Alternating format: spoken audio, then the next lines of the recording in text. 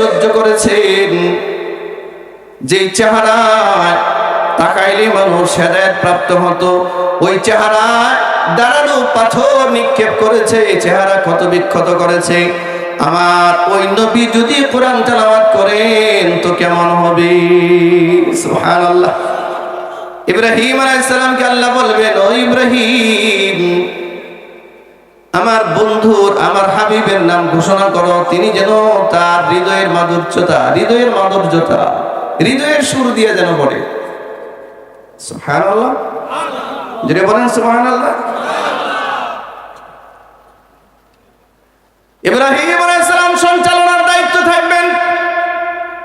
দ্বিতীয় পর্যায়ে নাম ঘোষণা করবেন, হে জান্নাতীরা, এই পর্যায়ে তোমাদের সামনে আল্লাহর কালাম থেকে তেলাওয়াত করবেন, যার উপরে আল্লাহ তার কালাম নাযিল করেছিলেন, সেই মুহাম্মদুর রাসূলুল্লাহ সাল্লাল্লাহু আলাইহি ওয়াসাল্লাম। সুবহানাল্লাহ। আল্লাহর নবী এবার তেলাওয়াত শুরু করবেন। বিসমিল্লাহির রহমানির রহিম।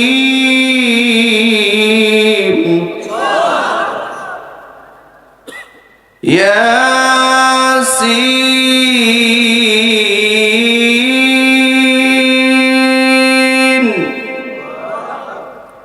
ওয়াল কুরআনিল হাকীম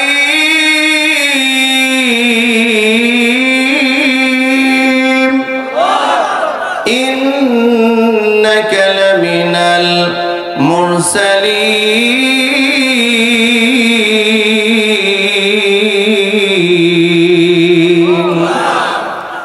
এই 23 বছরের কষ্টের জিন্দেগিতে প্রতিটা অক্ষর তিনি রিসিভ করেছিলেন আল্লাহর পক্ষ থেকে। হৃদয়ের সবটুকুন মাধুর্যতা উজাড় করে দিয়ে মুহাম্মদুর রাসূলুল্লাহ তেলাওয়াত শুরু করবেন। জান্নাতি মানুষগুলো গলা কাটা মুরগির মতো থরথর করে কাঁপতে থাকে। জান্নাতের ভিতরে নেকামলের কোনো কিছু নাই। জান্নাতের ভিতরে ফরজ কোনো ইবাদত নাই। জান্নাতের মধ্যে যদি একটু নেক আমল থাকে, একটু সুন্দর পরিবেশ থাকে, এটার নাম হলো কোরআনের তেলাওয়াতের পরিবেশ। নবীজি তেলাওয়াত করবেন সূরা ইয়াসিন, শুরু থেকে শেষ পর্যন্ত তেলাওয়াত করবেন। জান্নাতীরা বেহুশ হয়ে যাবে, আল্লাহ হুঁশ ফিরিয়ে দিবেন। এবার নিজে বলবেন, ও জান্নাতীরা, যার একটু সুর দিয়েছিলাম তার সুর শুনে তোমরা বেহুশ হয়ে গেছো, যার কাছে আমার কোরআন নাযিল করেছিলাম তার সুর শুনে তোমরা বেহুশ হয়ে গেছো। এখন যদি আমি পড়ি তো কেমন হবে? সুবহানাল্লাহ বলবেন না? জান্নাতীরা অপলক দৃষ্টিতে তাকিয়ে থাকবেন। এবার আল্লাহ তাআলা নিজে তেলাওয়াত শুরু করবেন। কোনো আউযুবিল্লাহ নাই, কোনো বিসমিল্লাহ নাই। কেন আউযুবিল্লাহ পড়বেন, কেন বা বিসমিল্লাহ পড়বেন? দরকার তো নাই। আল্লাহ তাআলা এবার নিজে তেলাওয়াত করবেন, আনার রহমান।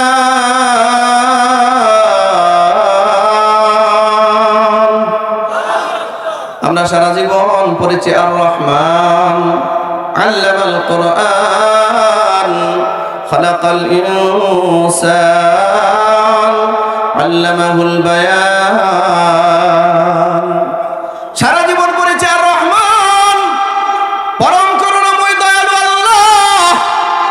কে দয়ালু আল্লাহ? কোনদিন রহমান রে আমরা দেখি নাই, ঠিক কিনা জোরে বলেন? কোনদিন রহমান রে দেখি নাই। নামাজের মধ্যে দাঁড়ায় আল্লাহু আকবার বলে যার সামনে হাত বেঁধে আসামির বেশে দাঁড়ায় থাকে। দুনিয়ার কেউ চিৎকার করলেও তার চিৎকার আমরা শুনি না, ঠিক না জোরে বলেন?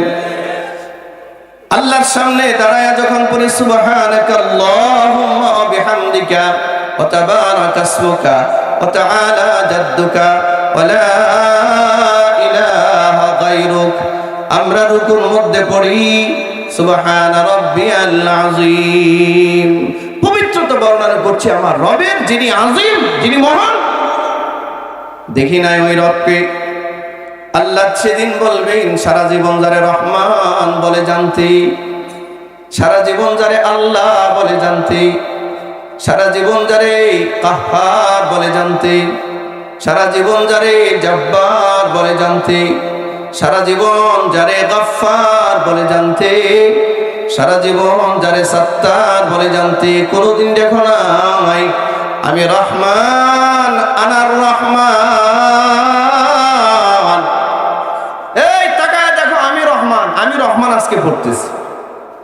সুবহানাল্লাহ জোরে বলেন, দিল খুলে বলেন সুবহানাল্লাহ। রহমান বলবেন আনার রহমান, আমি রহমান। সব মানুষগুলো আল্লাহ তাআলাকে তাকায় দেখবেন। আচ্ছা, আল্লাহরে দেখার স্বাদ জাগে না? আল্লাহ তাআলাকে দেখার স্বাদ জাগে না? কার কার জাগে? আল্লাহ আপনি নসিব করেন, আল্লাহ নসিব করেন। হ্যাঁ, যে আল্লাহর জন্য জীবন দিতেছি আমরা, যে আল্লাহর জন্য জেল খাটতেছি, যে আল্লাহর জন্য হাত খোরা লাগে, যে আল্লাহর জন্য দেশান্তরিত হওয়া লাগে, যে আল্লাহর জন্য জেলখানায় পুরে মরতে হয়, এই আল্লাহকে দেখবো, এর চেয়ে বড় সৌভাগ্যের কি আছে? ঠিক কিনা জোরে বলুন, এর চেয়ে বড় সৌভাগ্যের কিছু নাই। আল্লাহ বলবেন আনা রহমান, আমি রহমান, একটু তাকায় দেখ। নবীজি যখন এই হাদিস বর্ণনা করছিলেন, সাহাবায়ে কেরাম রাসূলকে জিজ্ঞাসা করেন, আল্লাহর নবী, এত মানুষের সামনে আল্লাহরে আমরা কেমনে দেখব? বলেন, এখানে যদি 2 লাখ মানুষ আসে, 5 লাখ মানুষ যদি জমায়েত হয়, তাহলে একেবারে শেষের যে মানুষটা আছে সে আমারে দেখতে পারবো না? খুব কষ্ট হইব না? সামনের মানুষটা যেমন দেখবে, শেষের মানুষটা কি এরকম দেখতে পারবে? এটা সম্ভব না। সাহাবায়ে কেরাম বললেন, ও আল্লাহর নবী, এত সংখ্যক মানুষের ভিতরে আমরা আল্লাহ তাআলাকে কেমনে দেখব? এত হুড়োহুড়ি হবে, ঠিক মতো মনে হয় দেখতে পারবো না। আল্লাহ তাআলা, আল্লাহর নবীটা জবাব দিয়ে বললেন, ও সাহাবীরা, চিন্তা করো না, তোমাদের আল্লাহ এত ছোট না। সুবহানাল্লাহ, আল্লাহ অনেক ছোট না? অনেক ছোট। আচ্ছা, একটা উদাহরণ দিই, সুন্দর হবে। এটা কি? টিস্যু। টিস্যু কি? এটা কি দেখা যায় না? দেখা গেছে? দেখা গেছে? আচ্ছা, এখন আছে টিস্যু? কই? কোথায় টিস্যু? কোথায়? আমার মুষ্টির ভিতরে। কোরআনে কারীম আল্লাহ তাআলা বলেন, ওয়া কাদারুল্লাহ হাক্কা কাদরিহি ওয়াল আরদু জামিআ ক্বাবদাতাহু ইয়াওমাল কিয়ামাহ ওয়াস সামাওয়াতু মাতওয়িয়াতুন বিয়ামিনিহি সুবহানাহু ওয়া তাআলা আম্মা ইউশরিকুন। আল্লাহ তাআলা বলেন, হে দুনিয়ার মানুষ, ওয়া কাদারুল্লাহ হাক্কা কাদরিহি, তোমরা আল্লাহর কুদরত বুঝো না, তোমরা আল্লাহর শক্তিমত্তা সম্পর্কে কিছুই জ্ঞান রাখো না, তোমরা আল্লাহর হক আদায় করো নাই। জানো তোমাদের আল্লাহ এত বড়, কিয়ামতের মাঠে 7টা আসমান আল্লাহ তার কুদরতের ডান হাতের ভিতরে, মুষ্টির ভিতরে ধরে রাখবেন। চিৎকার করে বলেন আল্লাহু আকবার। 7টা আসমান যে আল্লাহ তার কুদরতের ডান হাতের ভিতরে ধরে রাখবে, 7টা জমিন আল্লাহর কুদরতের বাম হাতের ভিতরে আল্লাহ এমনি ধরে রাখবেন। বলেন তো দেখি, তাহলে আল্লাহ কত বড়? এই যে রব 7 আসমান তার ডান হাতের কুদরতি, ডান হাতের মুঠোর ভিতরে এরকম, 7 জমিন আল্লাহর বাম হাতের মুঠোর ভিতরে। আমি কিন্তু বানায়া বলি না, আমি নস বলছি, কোরআন মাজিদের আয়াত বলেছি, ওমা কাদারুল্লাহ হাক্কা কাদরিহি ওয়াল আরদু জামিআ ক্বাবদাতাহু ইয়াওমাল কিয়ামাহ ওয়াস সামাওয়াতু মাতওয়িয়াতুন বিয়ামিনিহি সুবহানাহু ওয়া তাআলা আম্মা ইউশরিকুন। আল্লাহ বলেন, 7 আসমান আমার ডান হাতে, এমনি এমনি, 7 জমিন বাঁ হাতে, এভাবে ধরে রাখবেন। বাইনান নাফহাতাইনি আরবাউন, হাদিসে আসছে ইসরাফিলের একটা ফুৎকার থেকে আরেকটা ফুৎকারের মাঝে ব্যবধান হবে 40 বছর। এই 40 বছর যাবত আল্লাহ আসমান আর জমিন এমনি ধরে রাখবেন। আচ্ছা, আপনাদের যদি কোনো শক্তিশালী মানুষের হাতে, ডান হাতে 5 কেজি বাম হাতে 5 কেজি দিয়ে দাঁড় করায় রাখি, কয় মাস দাঁড়ায় থাকতে পারবেন? কয় ঘন্টা দাঁড়ায় থাকতে পারবেন? হ্যাঁ, 5 কেজি ওজন ডান হাতে 5 কেজি ওজন বাম হাতে যদি দাঁড় করায় রাখি, হাত দুইটা ভেঙে পড়বো না নিচে? আর 7টা আসমান আল্লাহর কুদরতির ডান হাতের মুষ্টির ভিতরে, 7টা জমিন তার বাম হাতের মুষ্টির ভিতরে। বলেন এবার আপনাদের রব কত বড়? আপনারা সেই রবকে বলেন আল্লাহু আকবার। চিৎকার করে বলেন আল্লাহু আকবার। তিনি সবচেয়ে বড়, তার ক্ষমতার উপরে কারো ক্ষমতা নাই, ঠিক কিনা জোরে বলুন। তিনি কাদির, তিনি কুদরতওয়ালা। ইন্নাকা আলা কুল্লি শাইইন কাদির। তিনি কাদির, তিনি কুদরতওয়ালা। সাহাবায়ে কেরাম বললেন, হুজুর, আল্লাহ রাসূল উত্তর দিলেন, শোনো,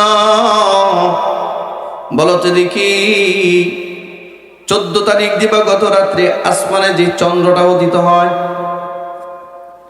এই চাঁদটা দেখতে পৃথিবীর মানুষের কোনো কষ্ট হয় নাকি? বাংলাদেশের মানুষ যেমনে দেখে ততটুকু দেখে, ইন্ডিয়ার মানুষ তেমন দেখে ততটুকুই দেখে, চায়নার মানুষ ততটুকুই দেখে, আমেরিকার মানুষ ততটুকুই দেখে, ফ্রান্সের মানুষ ততটুকুই দেখে, ইংল্যান্ডের মানুষ ততটুকুই দেখে। সারা পৃথিবীর যখন যেখানে 14 তারিখ দিবাগত রাত হয়, সূর্যটা চন্দ্রটা দেখতে যেমন পরিচ্ছন্ন হয়, কারো কোনো কষ্ট লাগে না, কারো উপরে কেউ গিয়ে সূর্য দেখা লাগে না, চন্দ্র দেখা লাগে না। রাসূল বলেন, আল্লাহ তাআলা তার দিদার যখন জান্নাতে তোমাদেরকে দিবেন, আল্লাহকে দেখতেও এমন কষ্ট হবে না। আল্লাহু আকবার। আল্লাহ তাআলাকে দেখতে কষ্ট হবে না। মুসলমান ভাইয়েরা আমার, সেই আল্লাহ এত বড় কুদরতওয়ালা। রব্বুল আলামিন বলেন, ইন্নামাল মুমিনুনা আল্লাযীনা ইযা যুকিরাল্লাহ ওয়াজিলাত কুলুবুহুম ওয়া ইযা তুলিয়াত আলাইহিম আয়াতুহু যাদাতহুম ঈমানা। আল্লাহ তাআলা বলেন, আমার আলোচ্য বিষয় দেওয়া হয়েছে মুমিন। মুমিন ঈমান, ঈমান কারে বলে? আরে ঈমানদার যে সেই মুমিন, ঠিক না জোরে বলেন। আমি যে সূরা তেলাওয়াত করেছি, সূরার নাম সূরা মুমিনুন। এটা মুমিনের বহুবচন হচ্ছে মুমিনুন। আল্লাহ তাআলা মুমিনদের ব্যাপারে এই সূরা নাজিল করেছেন। আল্লাহ আয়াত নাজিল করে স্পষ্ট করে ঘোষণা দিয়েছেন, قد أفلح المؤمنون। قد মানে অবশ্যই, আফলাহা বিজয়ী হয়ে গেছে, সাকসেসফুল হয়ে গেছে। আল মুমিনুন যারা বিশ্বাসী, যারা ঈমানদার, যারা মুমিন, তারা বিজয়ী হয়ে গেছে। সুবহানাল্লাহ বলবেন না? যদি বলেন সুবহানাল্লাহ। এবার বলেন মুমিন কারে বলে? এক নম্বর প্রশ্ন হচ্ছে মুমিন কাকে বলে? মুমিন হচ্ছে যে আল্লাহর একত্ববাদে বিশ্বাস করে। আপনারা কি বিশ্বাস করেন কিনা? আল্লাহ যে একজনই কথাতে বিশ্বাস করেন কিনা? কারা কারা বিশ্বাস করেন? বিশ্বাস করেন সবাই। আমাদের আল্লাহ কয়জন? নাকি 32 কোটি? কয়জন? কয়জন? আমাদের আল্লাহর ছেলে মেয়ে আছে, বিবি বাচ্চা আছে। লাম ইয়ালিদ ওয়া লাম ইউলাদ। বলেন লাম ইয়ালিদ ওয়া লাম ইউলাদ। আমার আল্লাহ কাউরে জন্ম দেয় নাই, আল্লাহরে কেউ জন্ম দেয় নাই। এক আল্লাহর উপরে আমরা বিশ্বাস স্থাপন করেছি, তাকে বলে মুমিন। আমানতু বিল্লাহি ওয়া মালাইকাতিহি ওয়া কুতুবিহি ওয়া রুসুলিহি ওয়াল ইয়াউমিল আখির ওয়াল কদরি খাইরিহি ওয়া শাররিহি মিনাল্লাহি তাআলা ওয়াল বা'সি বা'দাল মাউত। ও বন্ধু, আমরা এই কথা বলে আল্লাহকে স্বীকৃতি দিয়েছি। আমানতু বিল্লাহ, আমরা বিশ্বাস করলাম কার উপর? ওয়া মালাইকাতিহি, ঈমান আনলাম ফেরেশতাদের উপর। ও কুতুবিহি ঈমান আনলাম সব কিতাবের উপর, ও রুসুলিহি ঈমান আনলাম সব রাসূলদের উপর, ওয়াল কাদরি খাইরিহি ওয়া শাররিহি মিনাল্লাহি তাআলা, তাকদীরের ভালো মন্দের উপরে ঈমান আনলাম, ওয়াল বাসি বাদাল মাউত, মৃত্যুর পরে পুনর্জীবিত হতে হবে এই কথার উপরে ঈমান আনলাম। আমরা এই কিছু ঘোষণা দিয়ে ঈমানদার হইছি, কথা বলেন না কেন? এ ভাই, কোনো মানুষ মনে মনে যদি বলে যে আমি ঈমানদার, আমি ঈমানদার, আমি ঈমানদার, আমি ঈমানদার, এইসবের দ্বারা কি ঈমানদার হয়? না, ঈমানদারের কিছু কাজকর্ম আছে, কিছু মৌখিক স্বীকৃতি আছে এবং বাস্তবে কিছু প্রমাণ করার মতো কাজ আছে।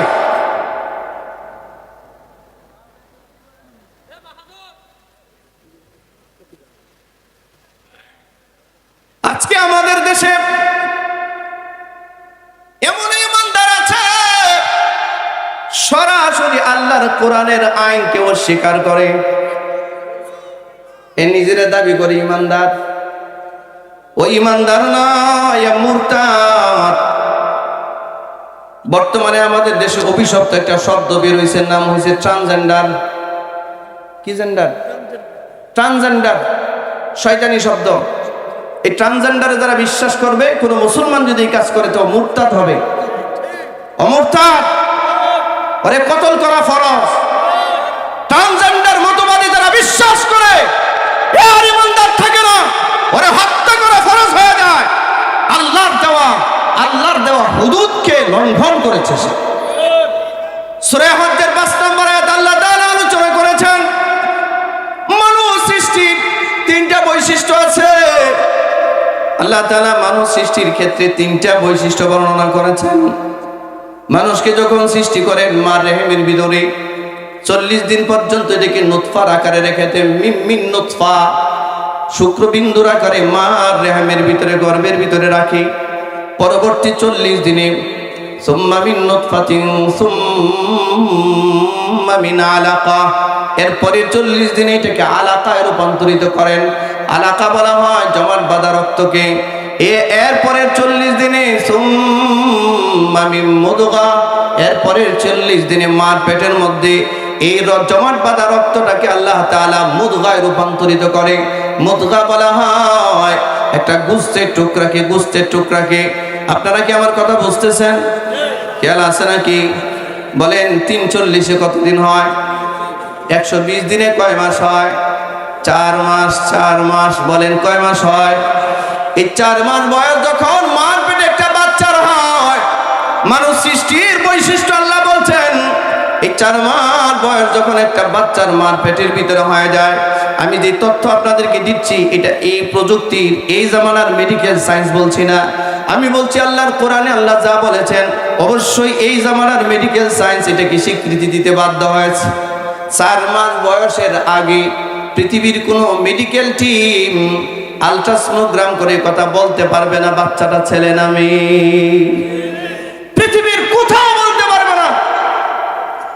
120 দিন বয়সের আগে মা রেহেমের ভিতরে বাচ্চা ছেলে না মেয়ে, কথা কেউ বলতে পারবে না। আল্লাহ সীমা দিয়ে দিয়েছেন 120 দিন বয়সে একজন ফেরেশতারে আল্লাহ মার পেটের ভিতরে পাঠায়। আল্লাহু আকবার বলেন। ফেরেশতারে পাঠায় দিয়া বলেন যাও তুমি মার পেটের ভিতরে যাও। ফেরেশতা গিয়ে দেখে মুদগা মানে কি? একটা মাংসের টুকরা, গোশতের টুকরা জাস্ট পড়ে আছে, না হাত আছে, না পা আছে, না বডি স্ট্রাকচার আছে, না রু আছে, কিছু নেই, জাস্ট পড়ে আছে। ফেরেশতা গিয়া তাকায় দেখে গোশতের টুকরাটা পড়ে আছে। কোরআন মাজিদে আল্লাহ বলেন সুম্মা মিন মুদগাতিন মুখাল্লাকাতিন ওয়া গায়রি মুখাল্লাকা। এই আয়াতের ব্যাখ্যায় আল্লাহ নবী বলেন, আগত ফেরেশতা আল্লাহরে লক্ষ্য করে বলেন ইয়া রাব মুখাল্লাকাতিন ওয়া গায়রি মুখাল্লাকা। এই এটা বন্ধ করেন, এদিকে তাকান। আমি শুরুতে বলছি কিন্তু আমি একটু ব্যতিক্রম ধর্মী আলোচক, আমার মাইন্ড করেন না কেউ, মিডিয়ার বাইরে কেউ মাইন্ড করেন না। এই ওয়াজ কি শুধু ওনাদের দরকার না আপনাদেরও দরকার? সবার দরকার কিনা? হ্যাঁ, খেয়াল করে শুনলে ছাড়তেও তো পারবেন, খেয়াল করে শোনেন ভাই, কাজে দিবে। আর যদি না শোনেন বাইরে চলে যান।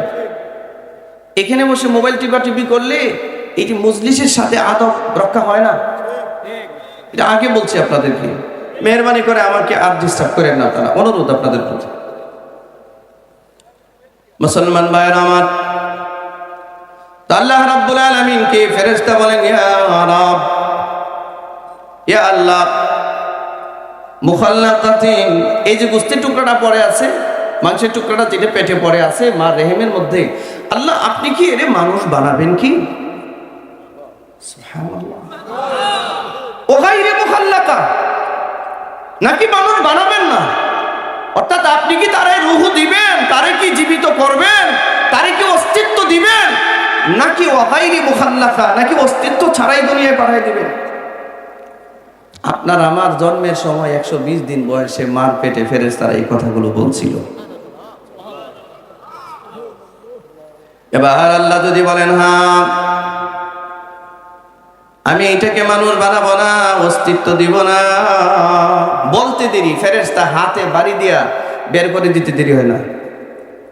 এই 4 মাস বয়সে একজন মহিলার কনসেপ্ট নষ্ট হয়ে যায় না, গর্ভ নষ্ট হয়ে যায় না, বাচ্চা বেরিয়ে যায় না, বাচ্চা থাকে না, বারবার কনসেপ্ট হয় কিন্তু বাচ্চা নষ্ট হয়, বারবার কনসেপ্ট হয়, বাচ্চা নষ্ট হয়, হয় কি হয় না? হয়। ফেরেশতা আল্লাহর সাথে কথা বলছে, আল্লাহ মুখাল্লাকাতিন ওয়া গায়রি মুখাল্লাকা, আপনি কি এটাকে অস্তিত্ব দিবেন নাকি দিবেন না? আল্লাহ যদি বলেন দিব না, তো হাতে বাড়ি দিয়ে বের করে দিয়ে যাও, খালাস, রক্তের আকারে দুনিয়াতে বেরিয়ে আসে।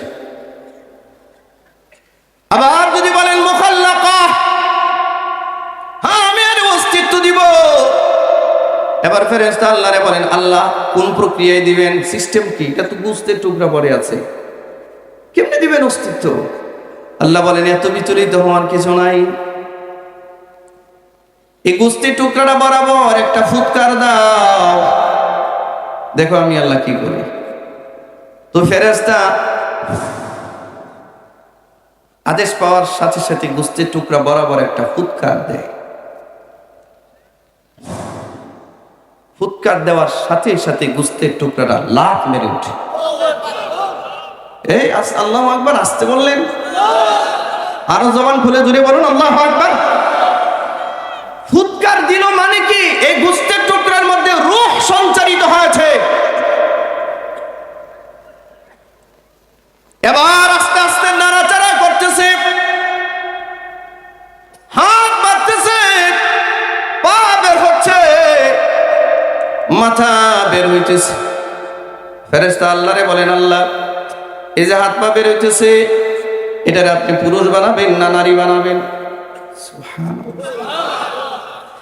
ফেরেশতারে বলা হয়, তার তাকদীরের একটা খাতা আছে, এটা নিয়ে দাঁড়াও, এর পৃথিবীতে পাঠাবার 50,000 বছর আগে তার রিজিকের ফয়সালা আমি করে দিয়েছিলাম, এটা আনো, তাকদীরের খাতা নিয়ে দাঁড়াও। যদি আল্লাহ বলেন এটা আমি পুরুষ বানাবো, তো আল্লাহ লিখে, ফেরেশতা লিখে দেন এটা পুরুষ হবে। যদি আল্লাহ বলেন এটা নারী বানাবো, তো ফেরেশতা লিখে দেন এটা নারী হবে। যদি আল্লাহ বলেন এটা পুরুষও হবে না নারীও হবে না, দুইটার মাঝখানে একটা হবে, হয় কি না? কি বলে আমাদের সমাজ এটাকে?